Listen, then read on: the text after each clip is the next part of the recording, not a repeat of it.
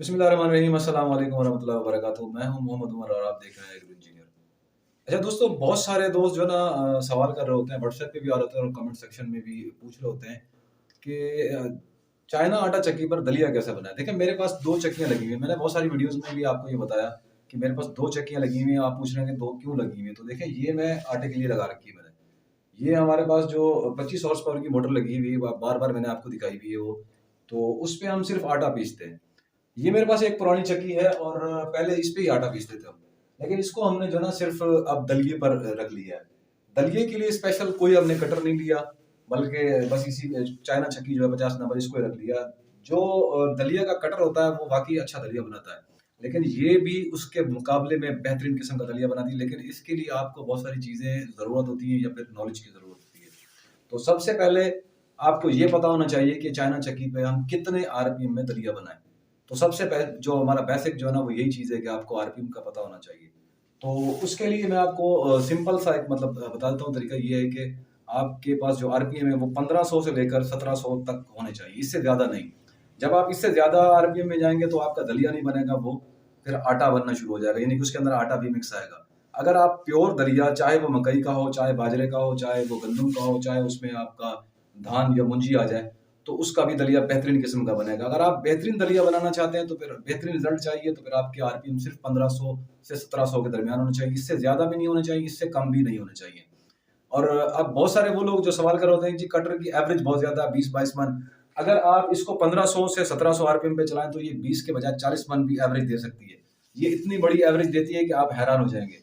लेकिन उसके लिए आपको जालियों का पता होना चाहिए कि कौन-सी जाली किसके लिए इस्तेमाल होती है। अभी जो व्हाट्सएप पे रिसेंटली एक सवाल आया था, मैं उसका स्क्रीनशॉट भी आप यहाँ पे आपको दे देता हूँ। वो ये था कि वो कह रहे थे कि मुर्गी फार्म का दलिया बनने के लिए आता है उनके पास मकई का, और वो कह रहे थे कि उसमें आटा हो जाता है। फिर उन्होंने मुझे अपने आरपीएम भी बताए, मोटर भी बताई, चक्की भी बताई। तो असल उसकी वजह यही थी कि उनके आरपीएम बहुत ज़्यादा थे। अगर आप 4000 आरपीएम पे दलिया बनाएँगे तो भाई उसमें आटा ही आएगा। फिर जब आप आरपीएम कम करेंगे तभी बेहतरीन किस्म का दलिया आएगा, उसमें किसी किस्म का कोई आटा नहीं आएगा, किसी किस्म का कोई परेशानी नहीं, कस्टमर बिल्कुल खुश हो जाएगा। लेकिन उसके लिए आपको ये पता होना चाहिए कि किस किस्म के दलिये के लिए किस नंबर की जाली को हमने इस्तेमाल करना है। तो बहुत सारी वीडियोज़ में मैंने पहले भी बताया, अब भी मैं आपको ये खोल के भी दिखाता हूँ थोड़ी देर में, और जालियों के बारे में भी मैं आपको बताता हूँ। मेरे पास यहाँ पे बहुत सारी जाली रखी हुई हैं। आपको पता होना चाहिए कि 8 नंबर से लेकर 14 नंबर, 16 नंबर तक की जो जालियाँ आती हैं वो दलिये के लिए इस्तेमाल होती हैं। और इस वक़्त मैं अपने साथ ही मतलब मेरे पास 3 जालियाँ निकली हुई पड़ी हैं और चौथी जो है ना उसमें लगी हुई है। यानी मेरे पास मुख्तलिफ नंबर की जालियाँ हैं और बहुत सारी जालियाँ हैं। तो सबसे पहले मैं आपको ये दिखाता हूँ। अच्छा, मैंने इस पर टैग लगा रखे हैं कि ये कौन से नंबर की जाली है, ताकि हमें देखना ना पड़े और या हमें ढूँढना ना पड़े। ये आप देख सकते हैं 12 नंबर की एक जाली है। 12 नंबर की जाली है। मैंने पिछली वीडियो में मैंने आपको बताया था ना कि मैं मुल्तान से एक जाली मँगवाई थी। ये मेरे कज़न थे ज़ीशान भाई, वो मुल्तान गए थे तो मैंने उनके ज़िम्मे लगाया था कि एक जाली जो है ना मुझे चाहिए, और वो मोटी किस्म की चादर की। अच्छा, ये एक सूत मोटी चादर की जाली बनी हुई है। ये उस वक़्त मुझे मिली थी तकरीबन कोई अल्लाह भला करे 600-700 रुपए की।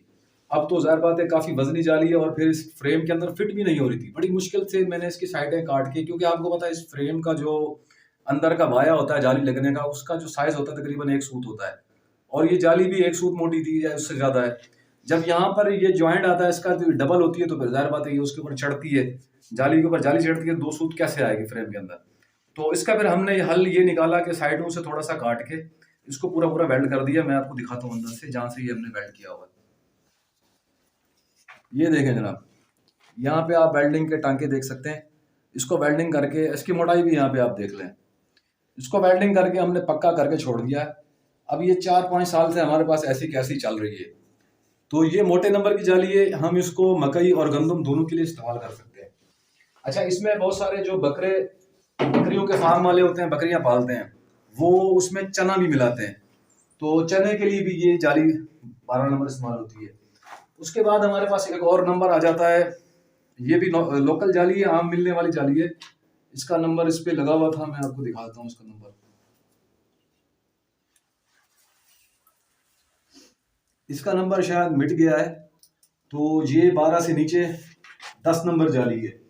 10 नंबर भी दलिये के लिए ही इस्तेमाल होती है। ये भी आपको बाजार से किसी भी जाली वाले की दुकान से मिल जाएगी, सिवाय उस मोटी एक सूत मोटी चादर की जाली के, क्योंकि वो नॉर्मली बनती नहीं है, वो स्पेशली मिलती है मुल्तान में या सरगोदे में। अब उसके बाद आता है मकई का सवाल।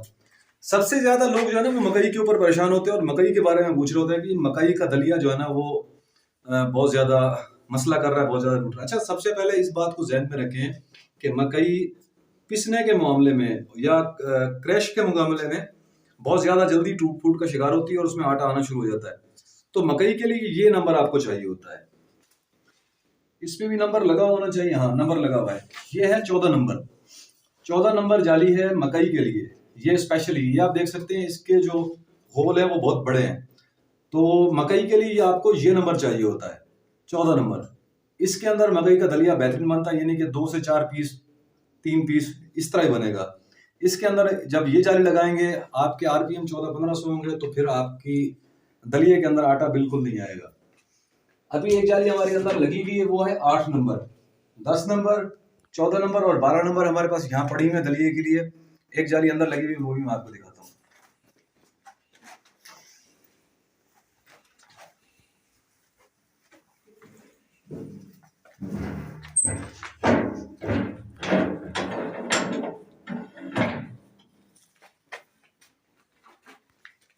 ये देखें जनाब, ये भी दलिये की जाली है और ये 8 नंबर जाली इसमें लगी हुई है।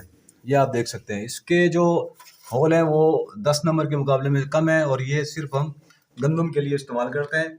यहाँ पे इस सीज़न में गंदम का ही दलिया अभी निकल रहा है, तो गंदम के लिए हम ये जाली इस्तेमाल करते हैं 8 नंबर। यहाँ पे इसमें आप देख सकते हैं कि बचा हुआ अभी सिर्फ गंदम है। अभी जो है ना इसमें ना मकई है, ना मुंजी है, ना कोई और चीज़ है। तो अगर आपने सारी बातें समझ ली हों तो इस चीज़ को जहन में रखें कि अगर आपने दलिया बनाना है तो सबसे पहले आपके पास आरपीएम की नॉलेज होनी चाहिए कि हमारे पास 1400 से 1700 आरपीएम, 1500 से 1700 आरपीएम होने चाहिए, इससे ज़्यादा नहीं होने चाहिए। और दूसरी बात जो है वो जालियों के नंबर के बारे में आपको पूरी मालूमात होनी चाहिए। तो ये जाली भी आपने देख ली, ये 3 जालियां भी मैंने आपको दिखा दी। दलिये के लिए मेरे पास 4 जालियां हैं और आरपीएम का जिस तरह कि मैंने आपको बताया कि हमारे पास 1400 से लेकर 1700, यानी 1500, 1400, 1600, 1700 ये हमारे पास लिमिट है। इससे जब हम ऊपर जाएंगे तो हमारा दलिया बिल्कुल अच्छा नहीं होगा, रिजल्ट अच्छा नहीं आएगा, कस्टमर बिल्कुल खुश नहीं होगा, क्योंकि उसके अंदर फिर आटा आना शुरू हो जाता है। अगर आपने आटे से बचना है, अच्छा दलिया देना है, कस्टमर को खुश करना है, तो फिर उसके लिए आपको यही आरपीएम रिक्वायर्ड है कि अगर आपने जो है ना अगर अच्छा दलिया बनाना है तो फिर आप 1400, 1500 से लेकर 1700 यानी कि गैप के अंदर आरपीएम रखें। और अब आ जाती है जालियों की। मैंने आपको जालियां दिखाई तो हैं, लेकिन अब मैं आपको जालियों के बारे में बताता हूँ कि कौन सी जालियां किस नंबर के हिसाब से ठीक है। अच्छा, बहुत सारे लोग जो है ना मोटा आटा किस्म का बनवाते हैं, हल्का बिल्कुल बारीक दलिया, तो उसके लिए आप लगाएं 6 नंबर। उसको मिर्च वाली जाली भी कहते हैं। तो उसको यहाँ पे मतलब जो बैल वगैरह पालने वाले लोग होते हैं, बछड़े पालने वाले, वो उसके लिए बारीक दलिया बनवाते हैं मोटे आटे जैसा, ठीक है, उसके लिए 6 नंबर लगाएं। अगर आप बारीक दलिया बनाना चाहते हैं जिसको बकरे बकरियां गाय भैंस वगैरह खा सकें, तो उसके लिए फिर आप जो है ना वो 8 नंबर जाली लगाएं। अगर थोड़ा इससे मोटा बनाना है तो फिर उसके लिए आप 10 नंबर पर आ जाए। अगर उससे ऊपर फिर मकई, चने और गंदम सारी चीज़ों का बनता है, लेकिन वो बहुत ज़्यादा मोटा जो दलिया होता है, उसके लिए फिर आप 12-14 नंबर पर आ जाएं और उस पर दलिया आपका बेहतरीन बनेगा। अच्छा, बहुत सारे दोस्त ये पूछते हैं कि यार आरपीएम कैसे पूरे करें। यार आरपीएम पूरे करना मसला नहीं है, रिक्वायरमेंट पूरी करना मतलब करनी ज़्यादा ज़रूरी है कस्टमर के लिए। आरपीएम ज़्यादा मसला नहीं है। मैं अभी आपको दिखा भी देता हूँ कि मेरे पास जो मोटर के ऊपर पुलियाँ लगी हुई हैं, वो 2 पुलियाँ लगी हुई हैं। एक 16 इंच की पुली है जो आटे वाली चक्की को चलाने के लिए, और एक 8 इंच की पुली है जो SM18 को भी चलाती है और दलिये वाली मशीन को भी चलाती है। और दलिये वाली जो मेरी चक्की है, इसके ऊपर भी 8 इंच की पुली लगी हुई है। तो मोटर के आरपीएम 1450 हैं, 1500 समझें या 1450 समझें, उसको डायरेक्ट आरपीएम चक्की जो दलिये वाली चक्की है उस पर इफेक्ट होते हैं और उन्हीं के डायरेक्ट वही आरपीएम सेम मोटर वाले आरपीएम यहाँ पे आ रहे होते हैं। तो हमारे पास जो दलिया है वो बेहतरीन किस्म का सिर्फ इसलिए बनता है कि हमारे जो आरपीएम है वो बिल्कुल उसके रिक्वायरमेंट के मुताबिक है। तो तजर्बे के बाद ये बात सामने आई है कि अगर आपने दलिया बनाना है तो उसके अंदर हवा का प्रेशर नहीं होना चाहिए। अगर थोड़ा बहुत है तो जो 1400-1500 आरपीएम के साथ बनेगा वो काफ़ी है। और दूसरा ये कि जो आप जितनी चाल खोलेंगे उस हिसाब से आपका दलिया बेहतर होता जाएगा। अगर आप कम चाल खोलेंगे तो गंदम के जो दाने हैं वो इधर-उधर से जालियों के सुराखों से पार पूरे-पूरे निकल जाएँगे, यानी कि वो टूटेंगे नहीं, दलिया नहीं बनेगा। तो चाल ज़्यादा खुली हुई नहीं चाहिए, यानी कि 2 से ढाई मिनट के अंदर आपका 1 मन दलिया आराम से बन जाना चाहिए। चाल ज़्यादा खोल कर रखें और नंबर जो है ना उनके जालियों के बिल्कुल तरतीब से लगाएँ। जिस तरह का दलिया चाहिए हो उस तरह के नंबर इस्तेमाल करें। तो मिलते हैं अगली वीडियो में, जब तक के लिए अल्लाह हाफ़िज़।